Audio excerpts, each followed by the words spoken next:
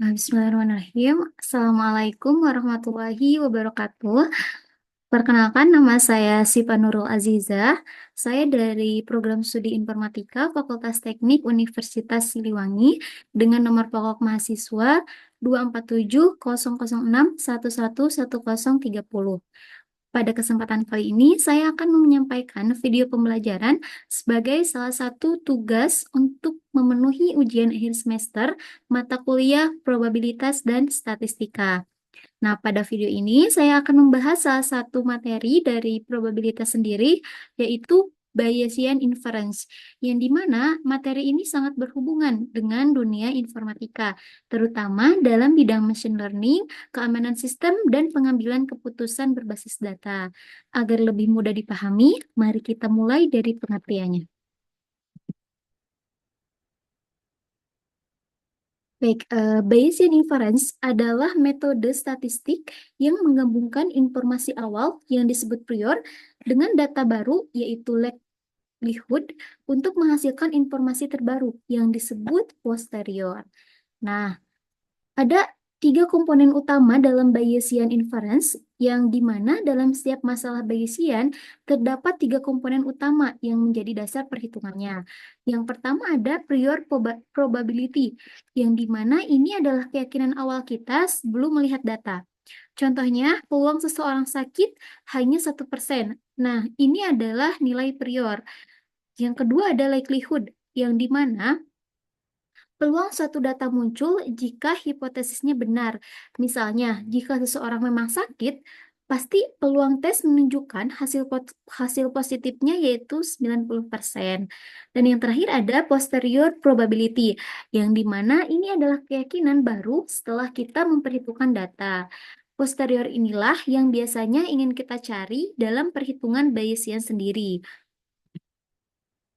Baik, selanjutnya di sini saya akan menyampaikan konsep utama Bayesian, yang dimana ketiga komponen tadi dihubungkan dengan teorema Bayes, yang rumusnya adalah PHD sama dengan PDH dikali P kali H dibagi PD, yang dimana H itu adalah hipotesis dan D itu adalah data.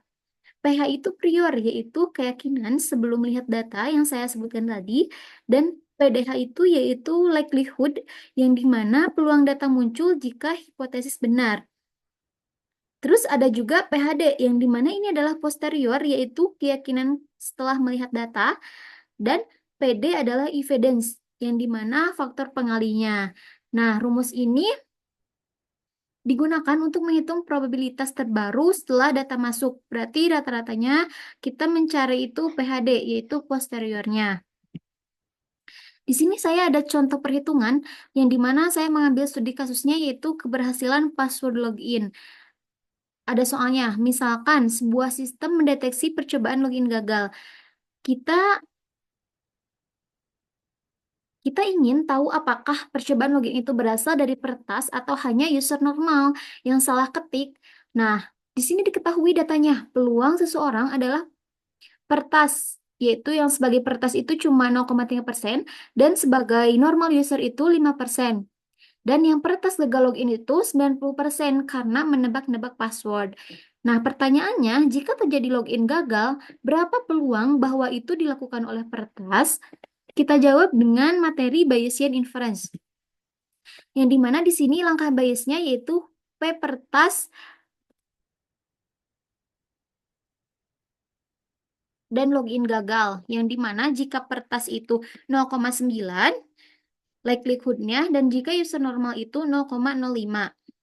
Nah, priornya di sini sebagai pertas itu yang tadi diketahui yaitu 0,003 dan usernya itu 0,997. Maka kita hitung evidence-nya, yaitu tadi rumus evidence itu PD. Nah, eh, P gagalnya itu, data gagalnya itu 0,9 dikali 0,003 ditambah 0,005 dikali 0,997. Jadi hasilnya yaitu 0,0027 ditambah 0,04985 sama dengan 0,05255. yang dimana kita bisa hitung posteriornya. Jadi 0,9 dikali 0,003 dikali 0,05255 dengan hasilnya yaitu 0,0514. Jadi atau 5,14%. Jadi peluang loginnya yang gagal itu berasal dari pertas hanya 5,14%. Nah, meskipun login gagal, peluang pertas itu masih sangat kecil karena banyak user normal yang salah ketik juga. Jadi kesimpulan dari materi Bayesian inference ini, Bayesian inference adalah metode statistik yang digunakan untuk memperbarui probabilitas suatu hipotesis berdasarkan data baru. Nah, proses ini menggabungkan informasi awal yang disebut prior dengan informasi dari data atau evidence melalui likelihood, sehingga menghasilkan probabilitas baru yang disebut posterior. Pendekatan Bayesian ini bersifat dinamis karena posterior yang diperoleh dapat menjadi prior baru ketika data tambahan masuk. Nah, dengan demikian, metode ini memungkinkan pengambilan keputusan yang lebih akurat dan adaptif dalam kondisi penuh ketidakpastian. Bayesian inference merupakan Bayesian yang banyak digunakan dalam berbagai bidang modern seperti machine learning, diagnosis medis, deteksi spam, sistem rekomendasi, bahkan robotika. Karena Bayesian inference ini kemampuannya untuk mengolah informasi secara bertahap dan berbasis bukti. Sekian materi yang bisa saya sampaikan. Mohon maaf apabila ada kekurangan dengan materi Bayesian inference ini. Terima kasih. Wassalamualaikum warahmatullahi wabarakatuh.